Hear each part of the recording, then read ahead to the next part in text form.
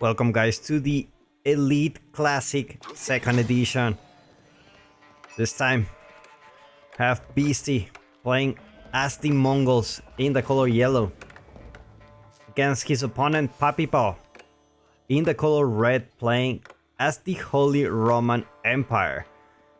Welcome everybody. If you're enjoying these matches, don't forget to give a like, subscribe. Let's get into it. This is a best of 7 matches. A lot of them are already in the channel, so make sure to check them out if you haven't already. These guys are fighting to go to the finals, so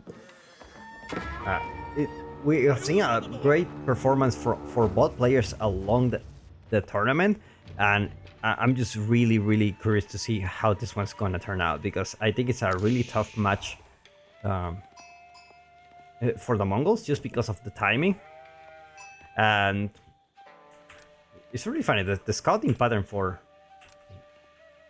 usually you will see the sheep around here, but looks like they didn't spawn around here. But anyway, this is Frisia Mashes. I think that's I'm totally sure I didn't spell that right, but it's like there is a lot of food in those water ponds. You don't necessarily need to you don't need to put a dock here, just a meal or something, and there's plenty of food here. There's a lot of food, which is great for Puppypaw, because as the Holy Roman Empire, you want to go castle. And look at that, we see the spearman at the beginning, actually, already predicting a tower rush coming from Beasty. Already see the barracks.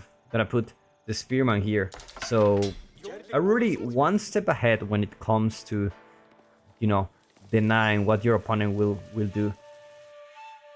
And those spearmen will basically guarantee that Beasty's spearmen stay nearby his base. Now the town center is a little bit far from the gold, so things are gonna get a little bit hard for Beasty at the moment, just because he cannot garrison into the town center. He cannot poke. You just need to fight to the death, basically. And Puppypaw already having 5 spearmen. Oh, how did he get so many spearmen? And now the Uvu will get contested here. If this Uvu goes down, he won't be able to create double production for the spearman, and that's exactly what he needs. And this is a very delicate balance, because your opponent, you don't know how many spearmen your opponent will create. And if you create more than what you need, then your opponent is ahead, because he created less than you. And, resource-wise, you're not just doing very good at the moment. So, at this point, Puppypaw with 8 spearmen. It's gonna be 9 soon, and I don't know if he's gonna go for it. Probably he's thinking, hey, you know what? I'm gonna retreat just so that my opponent thinks that I'm not really creating more spearmen, and then I will go. And if I see like 6 or 5, then it means like he thought I stopped creating. And now Beasty has the advantage on the military count. Has 11 spearmen actually, so it's gonna be fine. Puppypaw stopped producing. Never mind, it's another spearman coming here. Couple of double spearmen as well.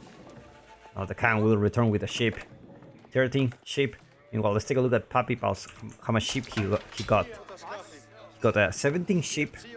Meanwhile, Beasty with 15 sheep, very similar values. Now this number of sheep basically guarantees that you will go castle age really soon. Like, you don't need to go out in the map, you don't need to risk anything. And Puppypaw doing pretty much the same thing we saw him do with the Apacid game, where he just used a lot of spear that he had to push the deer into his base. But now it looks like he will need to push this spearman, because These are like these are the real deal, and these are 14 spearmen. Like you really, it's very hard to win this match. Like it's 3 units difference, and you know, pretty much this mining camp will get contested. And I don't know if Beast is building is bringing a villager here. There he is. The villager is coming here. Denying a gold from the Holy Roman Empire is a huge deal. Like they really need that gold to go Castle Age as soon as possible. That's pretty much their winning conditions. So denying this for a while, it's gonna give Beasty plenty of time to, you know, do their thing. And this is actually a really great map to trade. We already see Beasty edging up with the silver tree. It's a really good map to trade. The trade route couldn't be better. Like it's on the edge of the map. It's gonna get plenty of gold coming from those traders. Very good route. Now 16 spearmen here. Now the problem is, as soon as Puppypaw edges up, he has access to not only hardened spearmen, but also he has access to archers. And that's exactly what we're seeing here. Archery range already here. It looks like the outpost will go up. Hardened spearmen are actually doing a really good job. Now Beasty bringing 3 villagers. He's really committed to really take this outpost. Just put it here. And now with that outpost, those archers are pretty much useless at the moment. Now those spearmen can go back for the moment. Chill, they don't need to fight against those hardened spearmen, which are obviously stronger.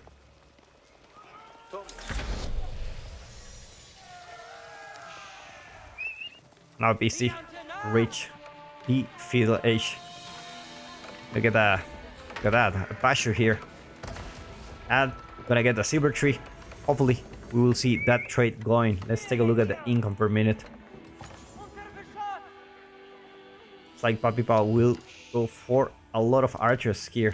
And now the man-at-arms are also in the mix. Now keep in mind that in this patch, infantry unit from the Holy Roman Empire have the marching drills already researched. This is not a technology you research anymore. So these spearmen are actually faster. They move 1.38 tiles, meanwhile normal spearmen move 1.25. So this is actually a very huge buff. My Latino accent there. It's a huge buff. Like, especially when archers are trying to follow you, like they will eventually get you there. It looks like Beasty will lose the Uvo. He just needs to protect this outpost, because if this outpost gets taken down, all his efforts to deny this resource will have been in vain. And now Puppypaw has a huge military lead. Has 16 spearmen, 8 archers, 1 man-at-arms. And looks like Beasty will stay with infantry only composition for the moment. Start to mix archers of his own, but he doesn't have access to the Uvu at the moment.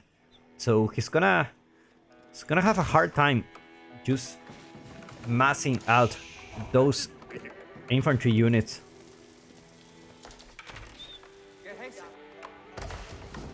Trade. Already a couple of traders here, but he hasn't started. He suspects his opponent is already on the trade, and indeed he does.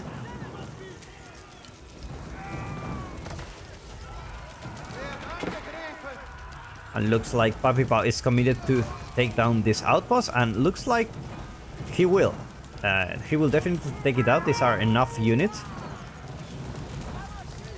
And now he has access to gold again.